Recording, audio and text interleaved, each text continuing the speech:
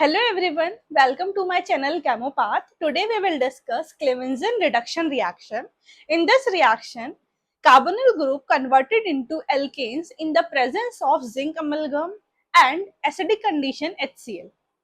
Yesterday we have discussed a Wolff-Kishner reaction.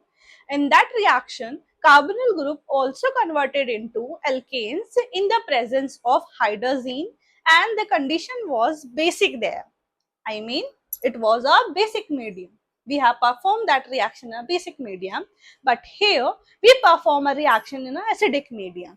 Let's see when ketone group, any carbonyl group, ketone or aldehyde, that it's R1 and R2, when it is treated with zinc amalgam in the presence of HCl, it converted into alkane. These carbonyl group reduces and create two hydrogen. Same for the aldehyde. It also contains a carbonyl oxide, carbonyl oxygen reduced to this alkane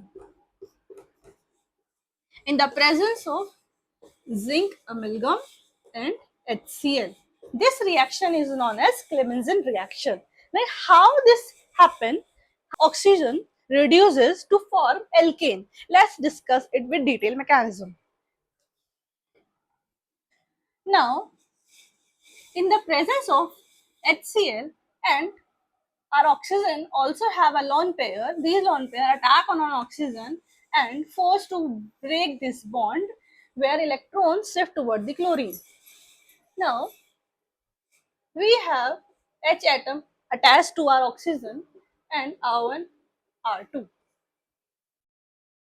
In the presence of zinc amalgam, we have a zinc element which have a lone pairs. These lone pair attack carbon from the back side and form carbon attached to the zinc where it donated its electron and become positive. We have now R1, R2 and oxygen attached to hydrogen.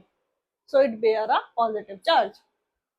As we know, it's unstable, so its bond break toward the oxygen and form carbon attached to R1, R2, this zinc positive and alcohol group. Now, in the presence of chlorine atom, that chlorine negative atom, which attack the zinc from the backside and form COH, R1, ZnCl and R2.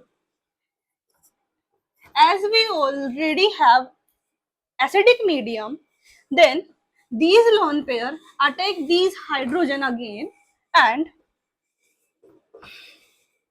we have now positive oxygen atom attached to our carbon atom, that is ZnCl and R2. As we know, it's unstable, so oxygen get their electron back and become stable, and here we get a carbocation, a carbon having a positive charge. Now R1, that's ZnCl and R2. Let redraw it here. Carbon having a positive charge, this R1, this R2 having a ZnCl. Now, in the presence of another Zn element having a lone pair which attack the chlorine atom and make a chlorine to donate its atom back to the zinc.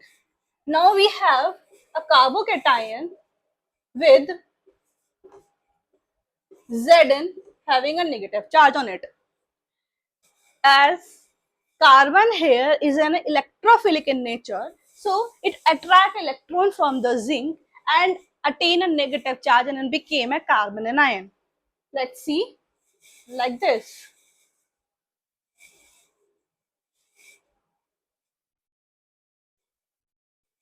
Now carbon attain a negative charge, became an anion, R1, zinc again become a positive in charge.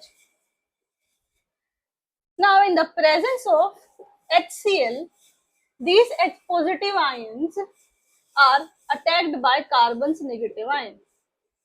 Now we have a hydrogen atom, this R1, this R2, and Zn positive, where chlorine, the negative chlorine atom, grab this zinc atom with it and form a carbon anion. Here we have a carbon anion. Now, in the presence of H positive ion that present in HCl, we all know it's an acidic medium we are taken. We all know we are working in an acidic medium, so we have an H positive ion. These H positive ion grabbed by this negative ion of a carbon and form alkane. R2 and by this we can also form alkane from aldehyde by following these mechanisms. Thank you so much. Thank you for watching my video. Bye bye.